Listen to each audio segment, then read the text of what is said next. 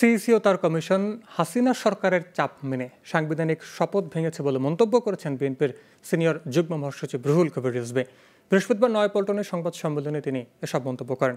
এদিকে জাতীয় প্রেস ক্লাবে এক অনুষ্ঠানে বিএনপি চেয়ারপারসনের উপদেষ্টা জয়নুল আবেদিন ফারুক বলেন, সিইসির শুধু পদত্যাগই নয়, পুরো কমিশনকে আইনের আওতায় আনতে হবে। বিস্তারিত আওলাদ বাবলু প্রতিবেদনে। সকালে জাতীয় প্রেস ক্লাবে ইউথ ফোরাম আয়োজিত এক অনুষ্ঠানে প্রধান অতিথির বক্তব্য দেন জয়নুল আবেদিন ফারুক।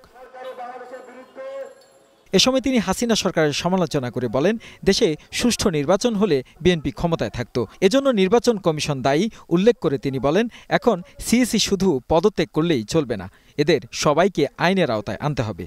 যারা বাংলাদেশের নির্বাচন কমিশনকে নির্দেশ দিয়ে 154 জন বিনা প্রতিদ্বন্দ্বিতায় নির্বাচিত করেছে, তারা আজকে প্রেস কনফারেন্স করে বিদায় নিলে চলবে না, তাদেরকে আইনের আওতায় আনতে হবে। এদিকে দুপুরে নয়াপল্টনে এগ্রিকালচার অ্যাসোসিয়েশন অব বাংলাদেশ আয়োজিত সংবাদ সম্মেলনে কথা বলেন রুহুল কবির রিজভী।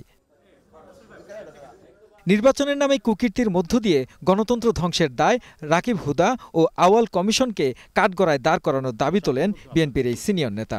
এই যে নির্বাচন কমিশন শুধু চাকরি রক্ষার্থে, তারা সমস্ত ধরনের নির্বাচনী অনাচার এবং নির্বাচনী যে সমস্ত কুকীর্তিগুলো হয়েছে, সেই কুকীর্তিগুলোকে তারা বৈধতা দান করেছে এবং একের পর এক তাদের যে সাংবিধানিক প্রতিষ্ঠানের প্রধান হিসাবে তারা যে শপথ নিয়েছিলেন, সেই শপথ ভঙ্গ করে তারা যেমন সংবিধানের যে নির্দেশনাবলী সেটাকেও তারা যেমন লঙ্ঘন করেছেন, তেমনি এই গণতন্ত্রকে ধ্বংস করার ক্ষেত্রেও তারা ভূমিকা পালন করেছেন। এ সময় দেশের গণমাধ্যমের প্রতি যে কোনো পরিস্থিতিতে নিরপেক্ষ ভূমিকা পালনের আহ্বান জানান রিজভী।